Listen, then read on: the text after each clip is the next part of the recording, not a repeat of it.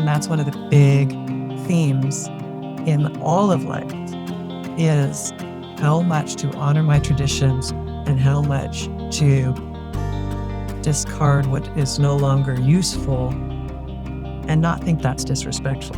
The strength of our yearning determines the strength of our bond. Every great culture has an expression that says something like, as you think, so you become, or as you feel, so you become. The universe is a university. The only degree is love.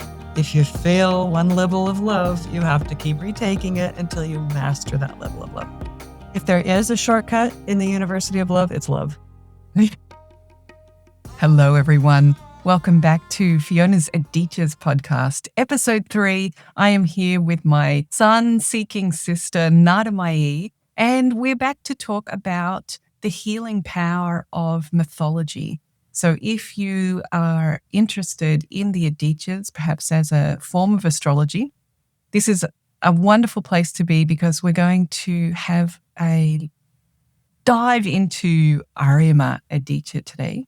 But before we get there, we like to begin by just grounding our discussion in the intention, because both Nadamayi and I love the potential of healing through myths. And what does that mean to you? What does that inspire in you, Nadamayi? Every great culture has an expression that says something like, as you think, so you become, or as you feel, so you become. In Sanskrit, I believe it's yad bhavam tat bhavati. And so our thoughts create our worlds. And our feelings create our worlds. And hopefully our thoughts and our feelings are congruent. And that flows through our body instruments as we interact. And the other thing that we learned from the Vedas is that, put in a short way, I separated myself from myself so I could love myself. From bliss we have come, in bliss we have our being, and in bliss we shall return.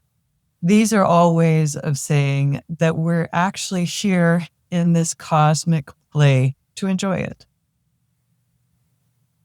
And that has gotten forgotten, and that's kind of part of the joke, is that we forget that we're the divine so that we can have an experience in the play. And the way we forget is by getting caught up in material pursuits that are transient, changeable, impermanent, and really weigh us down. And the way we free ourselves from those fetters is by remembering that we're here as loving beings expressing love. The Rishis were the seers, and they had a pure vision of love. And they had a way of defining all the ways love could experience itself in relationship in the cosmic play. And so in this journey through the Adityas that we're doing, we're taking 30 degrees of the ecliptic and saying, right now, this is the form of love I'm going to worship. I'm going to send my thoughts there. I'm going to send my feelings there. And very naturally, my actions will follow.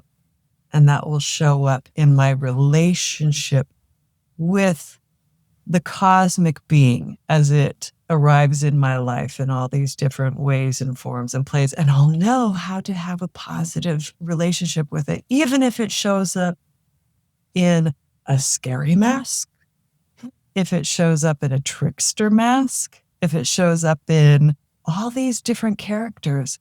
I'll have my worship going, my spiritual practice, my sadhana that says, oh, I know this story.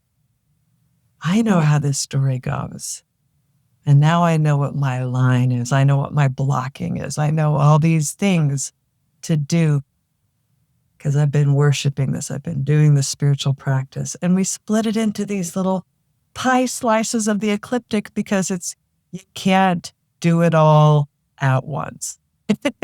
It's progressive and they build on each other. Not yet. We haven't got these. You can't do the whole ecliptic at once. You can do the ecliptic that you're in. So by focusing and saying, okay, Aryamā and this retinue, what's my focus for this 30 degrees of love? We're Aryamā. love, companionship, reciprocity, good relationships. How do I do that? What are the pitfalls? What are the ways through those little entanglements? How do I do that? It is so special to be back in a practice where the Adityas are coming alive once more, and we're being reacquainted with these myths, as you say, from the Rishis, and we're all learning. We're all in a process of reintegrating, rediscovering. Nadamayi and I are learning, and our community is learning, and Ernst is learning. If you want to know more about the Adityas, I definitely recommend heading on over to astrology-videos.com, where Ernst has put together more than 100 videos about the Adityas and has a 200-something page compilation of mythological stories as well. So Nadamayi and I can't cover all of that in the time that we have to chat today, but we do want to share with each other the things that we're finding inspiring about Aryamā in this case, that are healing for us as humanity, healing for us individually, because the Adityas are deities. They're that inspiration to lift our consciousness up and point us in the right direction. So let's drop into Aryamā Aditya. This Aditya is Aditya number 2. It comes after Data that we spoke about last time. And in between Data and Aryamā is the vernal equinox. So if you live in the northern hemisphere, that's the spring equinox. If you live in the southern hemisphere, that is, you will have just gone through the autumn equinox. And this passage over the equinox is a beautiful expression of Aryamā, and the way that when I was summarizing my notes and thinking about what does Aryamā really speak, or what theme does it really speak to me about, I was coming to like crossing thresholds and crossing liminal spaces. And if we think of Data as the beginning, we can't stay in the beginning. We need to engage. And Aryamā is like that bridge over the unknown, over the equinox in this case, into Aryamā, which, as you said, is the love of companionship and the law of Lang, the customs that we brought down all the generations from our ancestors. We're honoring our ancestors through Aryamā and the customs that we undertake. I was thinking about it as being like the handshake. Aryamā to me is like the handshake, the two people meeting as equals, voluntarily coming to agreement with each other, that once you go through that experience of the handshake, you have transformed that receiver of your transaction, your gift, or your hospitality has become now your partner, or perhaps even your spouse, become your long-term companion. So I find Aryamā really inspiring. What are some of the things that resonate for you about Aryamā that you'd like to talk about, Nadamayi? The handshake is a beautiful symbol of that, the acknowledgement of the threshold of the place where we come together on a neutral ground and set contracts that are mutually supportive, reciprocity, and the law that reciprocal relationships have longevity. If they don't, then there's an illness that is automatically incurred and longevity is undercut. So the law of this is how to make those meeting places, the relationship, the social engagement processes highly functional, which is the basis on which civilizations are built. So the social engagement practices of a small group, of a medium group, of a large group, of a planetary group are all built on what happens here. We came from Data, which, if we simplify the law of Data, it's mother and a child. The mother bears the child. The mother's giving everything. The child's taking everything. That is got a timestamp on it. How long does a mother-child relationship last in that form? And how long does a good marriage last? How long does a relationship between a parent and a child when they're peers? We're peers with our parents far longer, hopefully, than we're children of our parents. And that's where the longevity is. The social engagement practices of a culture that have been passed on. And really, it's resilience to be able to adjust in time, because sometimes cultural things can become obsolete and need updates in order to be carried forward. So that's what this is about. Yeah, totally. And we're just going to go everywhere with Aryamā, because I do think things are really interconnected with Aryamā. And so I'm going to, as soon as you said that, it makes me think about the Naga for this Aditya, which lives on the shore. And what you were just saying about one of the ways that we can get stuck with Aryamā is if those customs are not adapting to present times or are not appropriate for present times. So how do we honor our ancestors appropriately for now? Makes me think about the Naga that is on the shore, which says a lot about Aryamā, that this Naga is not lost in the waters.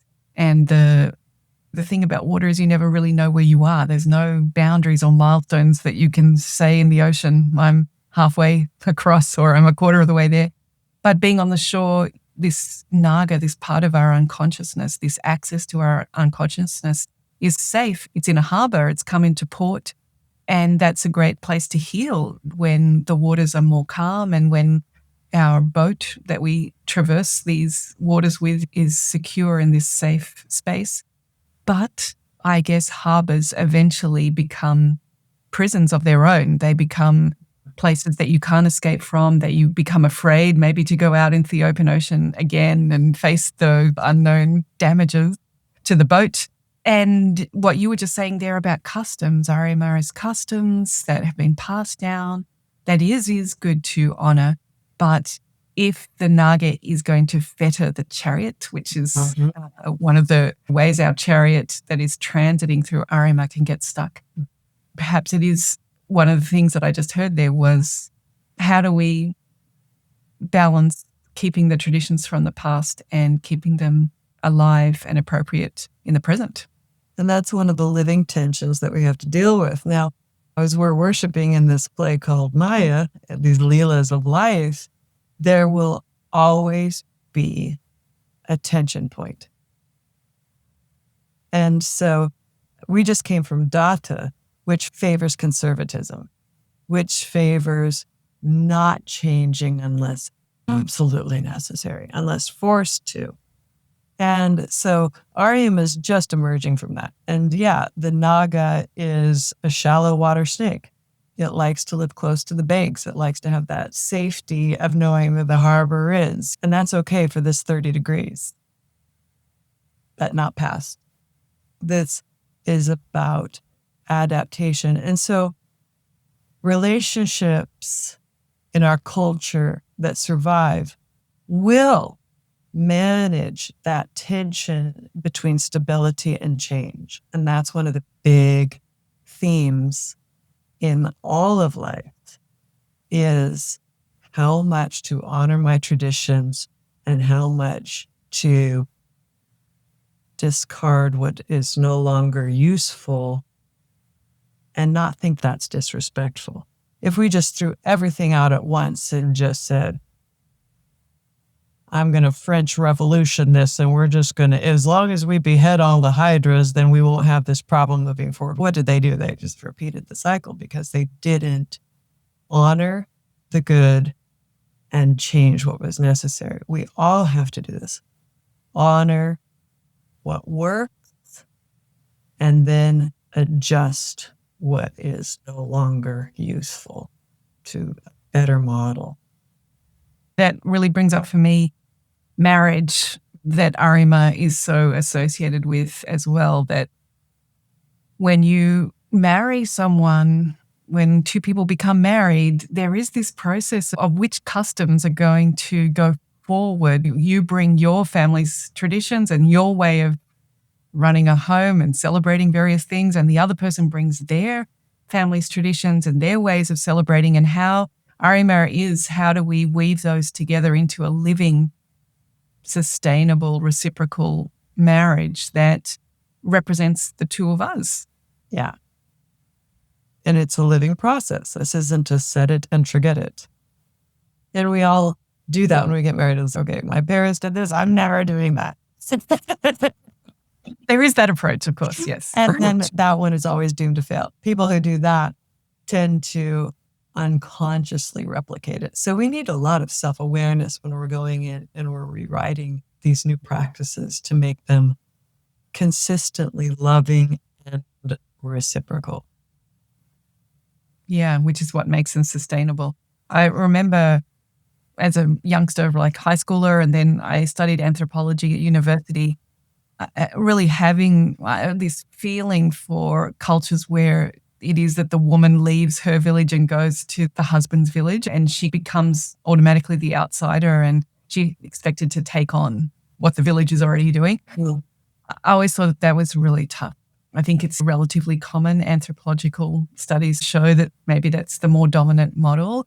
And I remember thinking that that's tough, to go into a culture and be an outsider and try to take it on board.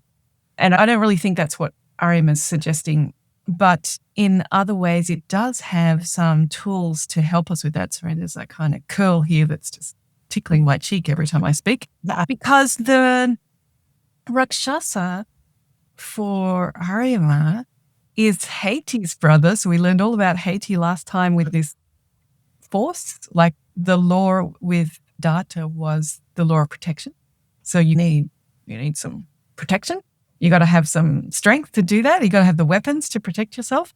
And here the brother is Praheti and is teaching us how to sublimate, how to see the drama, see the invitation to get in there and throw our weight around, but actually taking that option of taking a breath, allowing the drama to pass, and freeing up then our energy instead of fighting a lot of battles or enforcing a lot of protection, freeing up so that we can direct our attention to whatever it is that we do want to do with this opportunity. The option in a relationship to always compete with the people you're in a relationship with is one that in Western culture is highly rewarded, but it doesn't make for good friendships. And it certainly doesn't make for good, long-lasting relationships unless the couple is really liking to just tussle and wrestle for the whole relationship. If they have that kind of energy, then they're not actually directing at the world so much as at each other. And so that, as you said before with the handshake, I have no weapons. Yeah. I'm withdrawing my claws, my weapons, my words of hurting or my controlling you to get what I want, to be in the world the way I think it should be. Let me just control you and everything else and fight you when you try to control me to do the same thing. All those are really withdrawn. And we skipped over the Rishi, we haven't gotten to him yet, but that's very germane here because those tools that the lawgiver uses in this are patience, forbearance, and putting one foot in front of the other, just doing the next thing next in a very consistent, this is a marathon. This is not a sprint. This is a marathon. This is travelers together over the long term. And when the Naga is unfettered, you can leave the harbor. You can travel all over the place because your unit is solid and strong. Think about why humans were the sapiens that were able to live in every pretty much conceivable ecosystem. because they were doing it in small bands that were interdependent and had healthy social engagements, healthy enough to keep the band alive in generation after generation. Yeah. And yeah, definitely. Makes me think about those relationships on boats have to be really good too, don't they? Like if you're going to travel, populate some distant island or something, you really need good relationships. You don't want that kind of mutiny on board before you even get there. oh, absolutely. Absolutely. It takes everybody working together for the greater good. And not in a pirate system where we're all working for the good of the captain. Or the captain, yeah. Then you hoard all your wealth and don't worry, the captain will shoot you because you know where the treasure is buried or whatever. And so that's the healthy longevity. And the lawgiver, those are his two wives, patience and procession, procedure. And then the children, I'm looking at my notes over here. This is the earth sign, right? And so the children say earth. The first one is literally earth, clay, mud. The second child, that's Kardama. And then Uvra or Uvraban, he's one who possesses fertile land. Sahishnu is enduring. Superior actions, Karma Shrestha. Superior actions. So these are high virtues. This Rishi is saying these are the most important virtues in life. They're not flashy.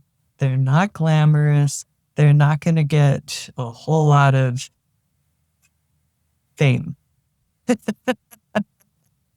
And then the daughter is Pivari, a nourisher.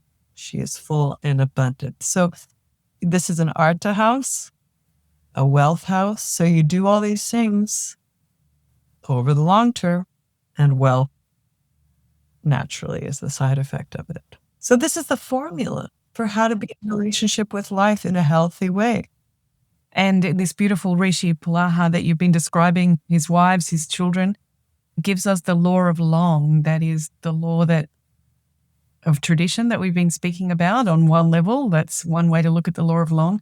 But it's also what you're saying, that if you are patient, you have forbearance, then things will sustain. They will keep going, and over the long term, that wealth will accumulate.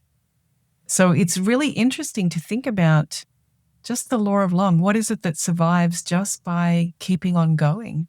Yeah, and that's what this Aditya gives us an insight into. Yeah. Yeah, absolutely. It's really beautiful. But then there's more. There's more. Gandharva.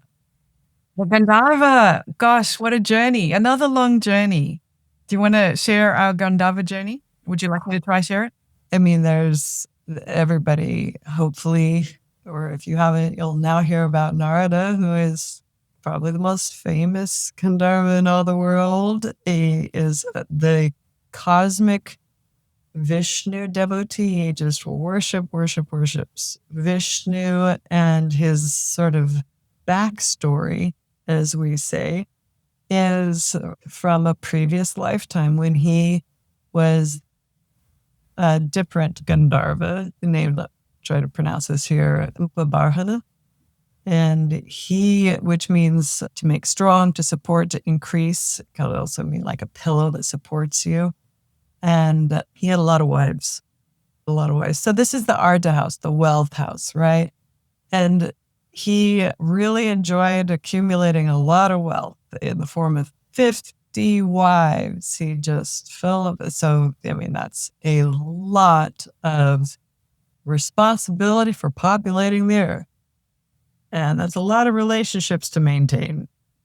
And a lot of mouths to feed. Like it's an Arthur sign, as you said. You can't have 50 wives. But you're willing to feed them all, clothe them, all their children, all their grandchildren. Yeah, real patriarch there. He's really the leader of a clan, a very large clan. And of course, the backstory to that is that before he was this Gandharva, he was a mind-born rishi who was supposed to, one of these 7 rishis who was supposed to populate drama for us. The other rishis have gone off. Kashyapa has gone off and created blah, blah, blah, blah, blah, and the other ones that we've learned about as well. But he wanted to enjoy devotion as a rishi.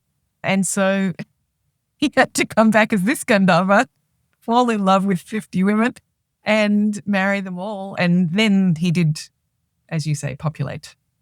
Then he got lost in the pleasures. And so there's a real tension now here, because people who do incarnate with the gifts of art and music, those are intoxicating. To excel in the humanities and to use your body, mind instrument to express those is incredibly intoxicating. And you can really get into that state of mind in a great performance that is outside of time and space. I forget what it's called in modern lingo now. They call it the something state. It'll come to me later. Everybody probably is screaming at the screen. Makes me think about the zone, but I don't think you're quite using the word the zone, but when you're in the zone. No, when you're in the zone. Yeah. You get in the zone and you just do this, and something greater than you just takes over and expresses through you. And it's so exhilarating. What if you're doing that for as we think, so we become, as we feel, so we become? What if we're expressing this in the worship of pure pleasure of the senses? Then that actually takes you away from your divinity.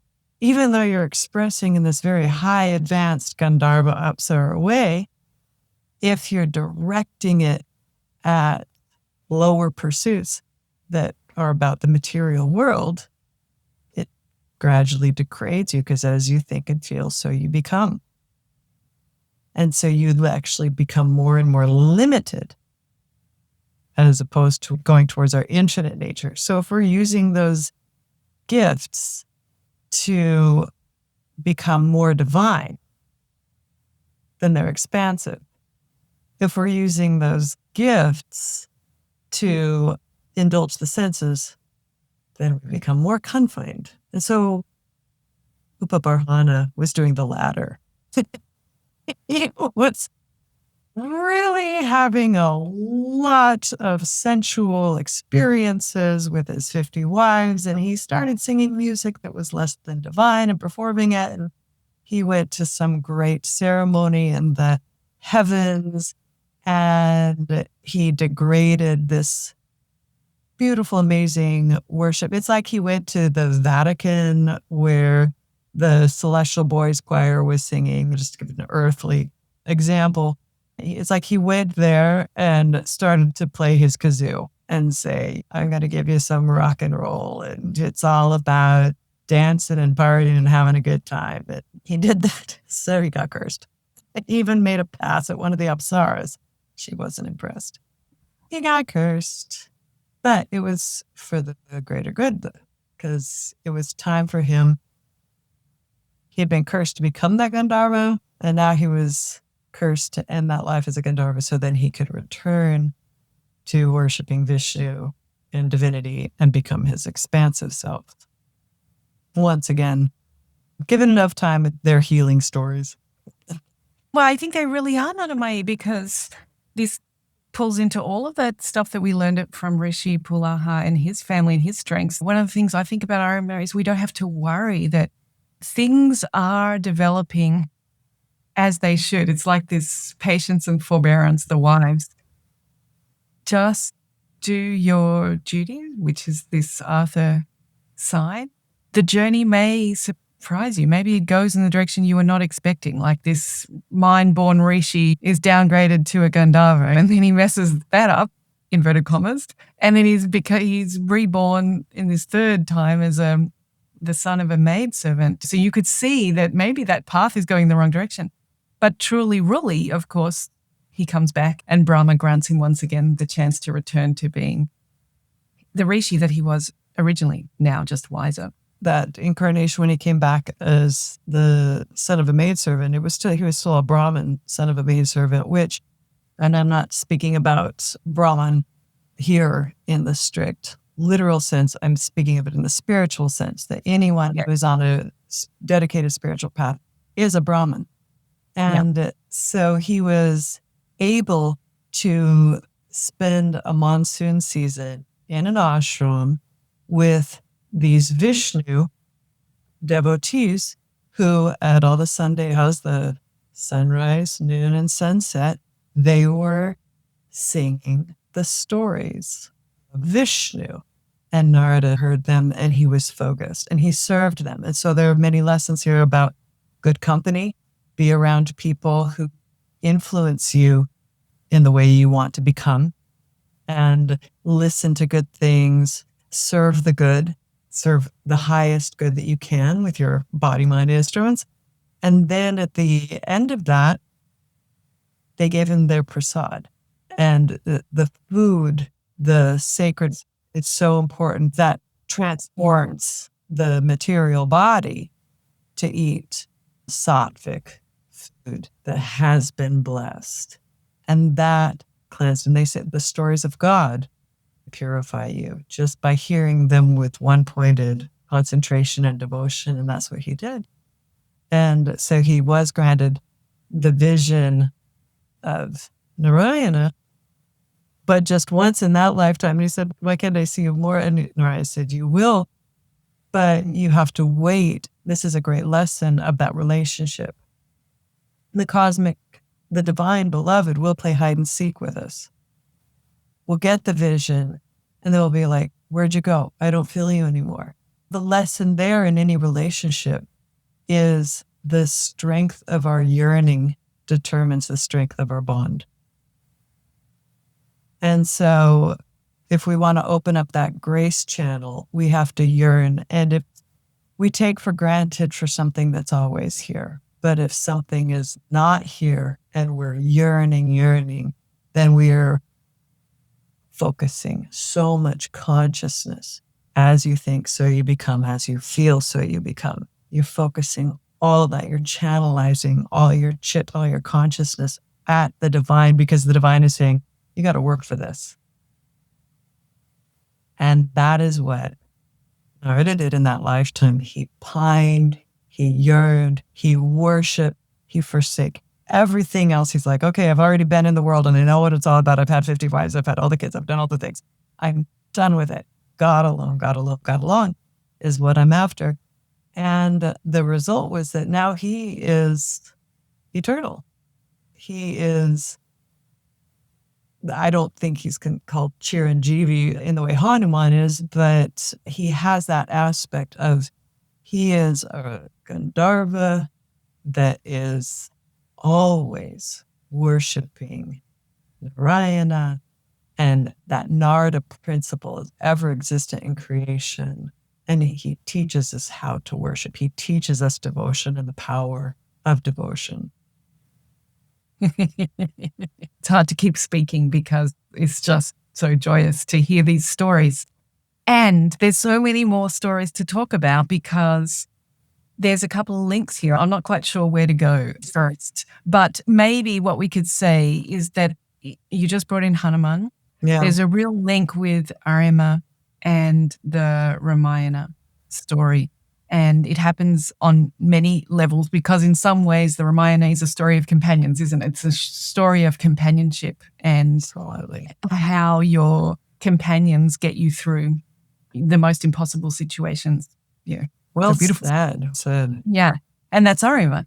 It's the bridge, it's the threshold, but it's literally in the stories that relate to Aryamā. So in a couple of ways. One is that there's a moment, isn't there, where Vishnu kind of plays with Narada again and tricks him a little bit into thinking that maybe he wants to get married one last time, creates a whole kind of illusion of the perfect scenario. And then as Narada is about to go to this ceremony to win the hand of the bride, Vishnu curses his face or makes some kind of play to point out that there's just a little bit of something still to work on.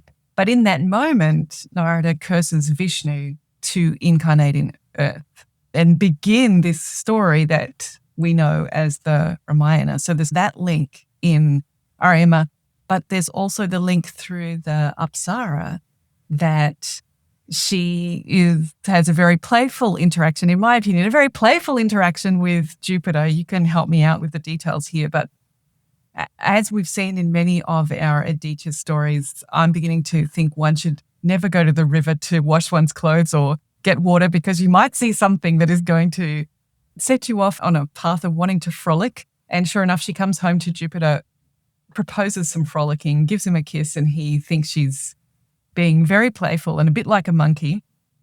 And so he curses her to become a monkey.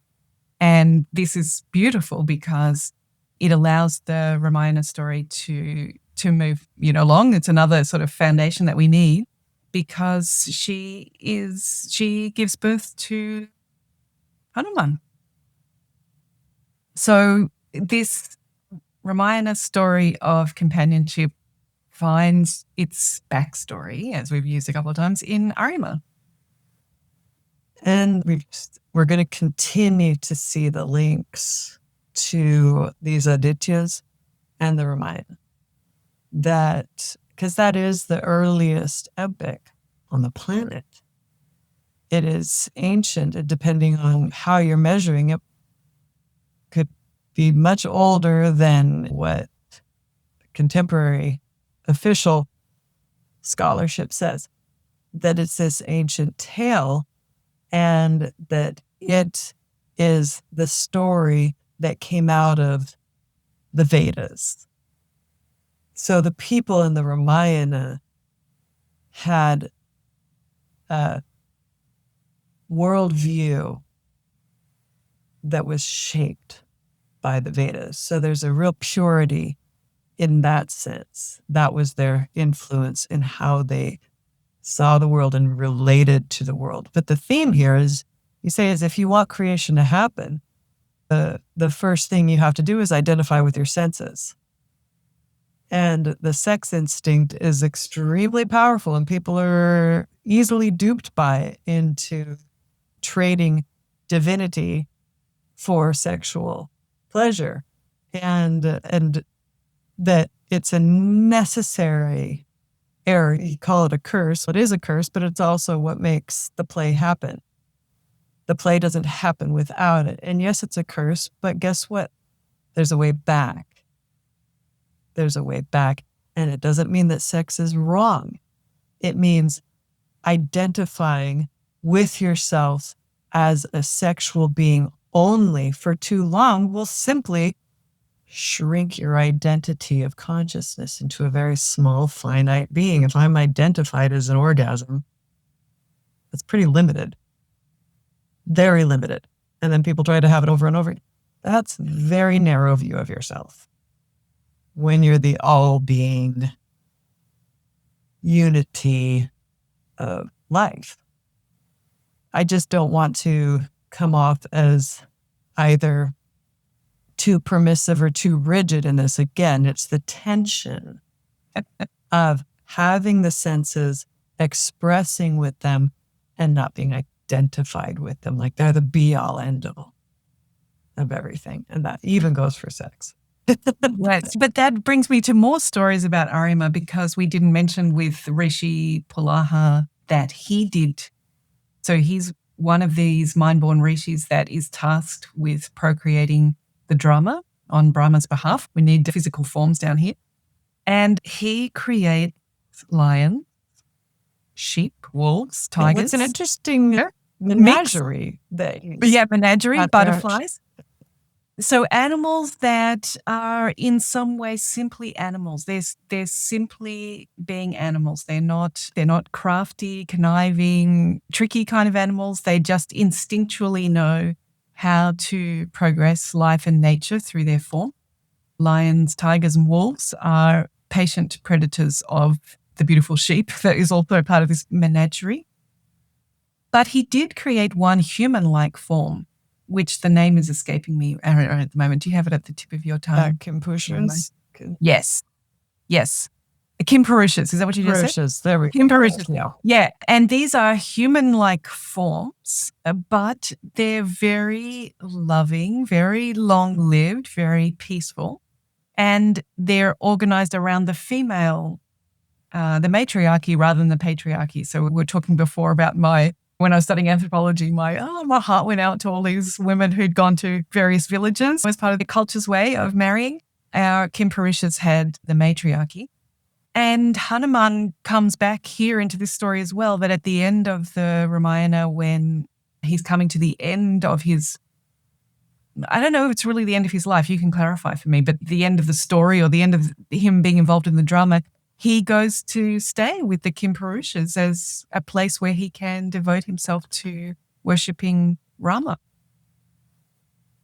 Hanuman achieved Chiranjeevi. So the promise is that Hanuman will always have a form in the creative play to always support here. I don't think that anyone would blame him if he just wanted to go hang out in the Himalayas and meditate for a long time from time to time, just to take a break. Recharge the battery. Recharge. But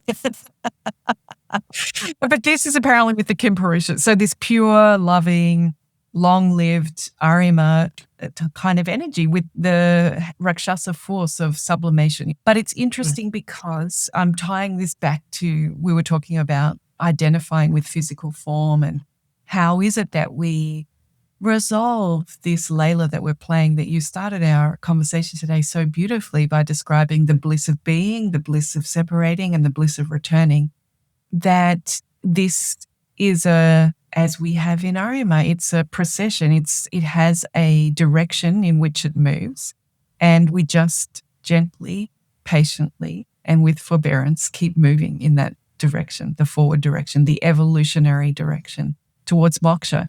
And that with these Kimpurushas, they're now extinct, they're not here anymore. We can't return, we can't retro evolve. We can't evolve. We can't devolve. We need to move gently, patiently, compassionately forward. Let me and correct. we're more awake. We can devolve temporarily, but we cannot reach the divine by devolving. That's a key difference, because we do know from what these great masters have taught us that, yes, humans can make so many mistakes that they do temporarily devolve. But then they'll have to go back and take that course over. The universe is a university. The only degree is love. If you fail one level of love, you have to keep retaking it until you master that level of love.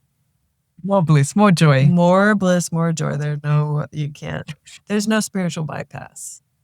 Yeah, and there's no, like you say, going backwards. In the university, you can't graduate your way backwards out of the university. No, you can't. But then that also brings us to another thing that we haven't spoken about, this Rishi. It's just weaving its way in, that this is the Rishi. All of the Rishis that Nadamayi and I have studied so far and spoken to each other about, they have these special, like, openings of light, that a unique gift that they have. And this Rishi's unique gift was that Rishi Pulaha received complete knowledge via the Sanat Kumars, the 4 original Brahma created Rishis, who decided that we're already in bliss, this is good.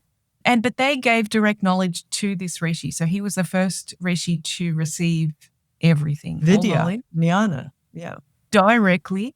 And that's why Aryamā can help us to, or one of the ways that we can help to understand Aryamā is through our instinctual knowledge, or the things that we just truly know that are true inside of ourselves. As soon as we discover them, rediscover them, or we hear them, something inside of us is, yes, that's true. And what does that tell us about the importance of the law of long and endurance and forbearance and patience? We haven't said forgiveness. Kshama also indicates forgiveness.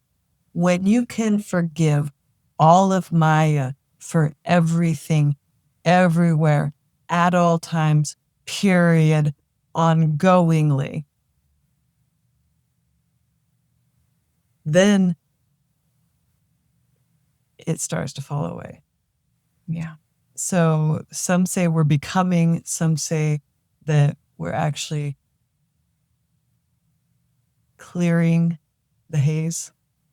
But we have to have enough strength of character. We have to reform our personality to the point that we aren't attacking, unless it's dharmic and it's very clear those times that are dharmic. But otherwise, you just be the diligent chariot driver, drive your chariot, be that good dharmic yaksha, the bureaucrat that does everything right. I do my paperwork. I do my family.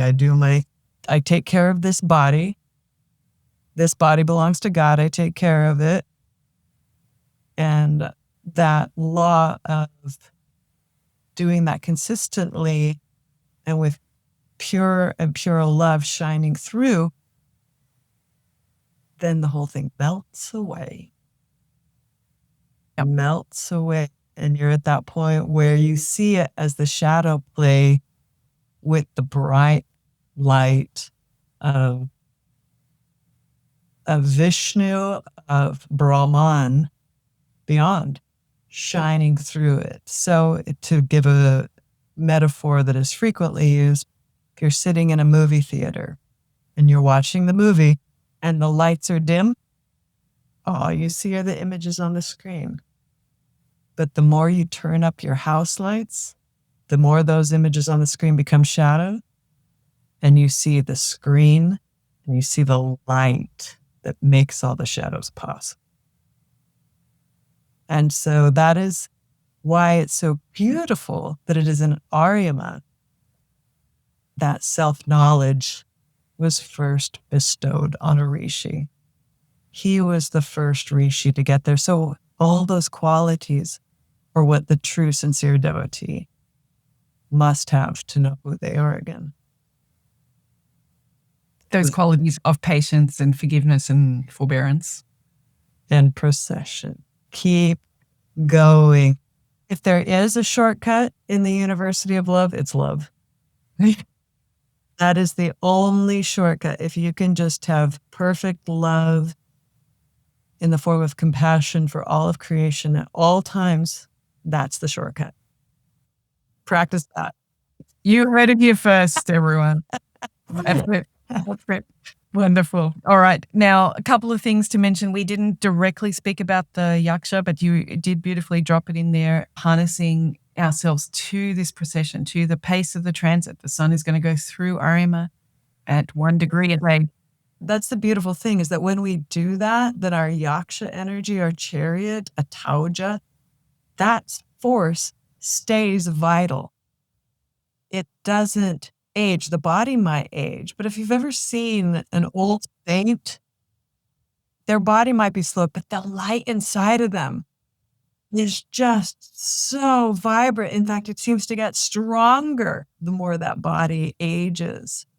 And so that's the beauty of this Yaksha here. It just is this vital force. Exactly. And for me, it brings it back to the handshake, that you feel that vitality when you shake someone's hand. You get so much information, and this is the direct knowledge that we're talking about. There's a lot of transmitted information that's coming, all the whole different things, that rate the person's breathing, their body temperature, the pupils dilating, how fast they're blinking, what they smell like, that everything that you're picking up in this handshake is transmitting that vitality. And we want to bind ourselves with that vitality and that long-term companionship, because I was saying to you the other day that Aryamā has Yama at the end of it. It's got that bind kind of word, and that Restraint, as you say. Restraint. Yeah, Aryamā took over from Yama when Yama was cursed for 100 years or something. Aryamā is the one who you wouldn't, right? You think Yama, we're like, facing that moment of the beyond and what's going to happen to us. And Aryamā is the companion that would normally walk us over that bridge, but for a time took Yama's role of also helping hand the person over. And Yama has restraints. In fact, it's called the restrainer of enemies, I think is one of the names. I think you're right. Yeah. Aryamā. So the use of hands here and arms is really another theme with I'm obsessed with my handshake insight into Aryamā. But it reminds me of back in Data, we talked about Tumburu, the Gandharva, was briefly, he had a story with some kind of demon that was had these really long arms that would grab people into the forest. And you think about what humans do with their arms and hands, and Aryamā was teaching us a lot about how to use our arms and hands. They're not for restraining people physically. They're for making partnerships that bind humans together, that we are interested in our both best development together. And to do that, we have to practice Yama. We have to restrain things within ourselves that would take more than our fair share. If we have not mastered our envy and jealousy, if we have not mastered our greed, those animal level, lower mind things. Animals are naturally restrained by instinct. There are these ecosystems that naturally regulate them, and they don't take. A tiger won't keep killing. It'll kill what it needs, for example. Humans don't have that limitation because we are being given the opportunity to master our own excesses. And so our own yamas are necessary for good relationships. And so that restraint is inward, as indicated by the Rakshasa in this. Yeah. Heti, his brother, was it all makes going sense. out, and Praheti was like, I am self-restrained. I will exercise self-restraint for healthy relationships in life, for life. I love that it comes in this order in the procession around the sun. Yep. The second house. You get big enough, you get old enough, you get your social engagement system online, you learn how to have healthy relationships. This is the stuff that comes next. It's so phenomenal. Yeah, I agree. It's in some ways you just need these two. There's so much foundation. You're like, you just keep doing these. Yeah, I know, because I think we think back to the zodiac, in some ways, this is more Libra, maybe. It's not Libra, but, Libra is about trade. It's about agreements. It's about equals exchanging things. So that's 180 degrees around from where you started in Aries. You have to go halfway around to get to Libra, whereas here it's Data Aryamā. So yeah, there's a lot to learn from Aryamā. And that's probably where I wanted to ask, in terms of wrapping up, what are the lessons that we can take from Aryamā, or that you think, what are those healing potentials that are in Aryamā and the mythology that are the gifts of us learning about Aryamā, Aditya? Yeah, I was thinking about this before we got on, and I might refer to my notes here that it's like some really good self-reflection questions for me here are, first, it's a house of wealth. So acknowledge what my wealth is, and then say, how am I engaging with that wealth? And that, how am I using my power in my relationships? The wealth of my power in my relationships, the wealth that I gain from using my power in relationships. Just, what is my engagement style? Am I exercising appropriate restraint so that I can practice these higher laws of forbearance, patience, and forgiveness inside and out? Remember, everything has to be objective and subjective balanced. So my inner relationships, my outer relationships. And so this wealth of life that I'm swimming in, how am I engaging with it? And are my relationships healthy at all these levels of system inside and out? And if not, maybe I can say, I see some patterns of engagement here that are not working for me. How might I use the lessons of Aryamā to practice love more deeply in those ways? How can I apply that? Because, as I'll keep saying, hopefully every time we meet, I hope to sound like a broken record when I say love is the answer. Love is the way. The universe is a university. The only degree is love. So how do I do that here? Yeah, the Adityas, we got 12 of them too. 12 unique ways of learning more about love. Just keep turning the jewel and look at all the facets on every side. Yeah, that's right. Because we are going to get loads of different flavors, but Aryamā is a delicious flavor.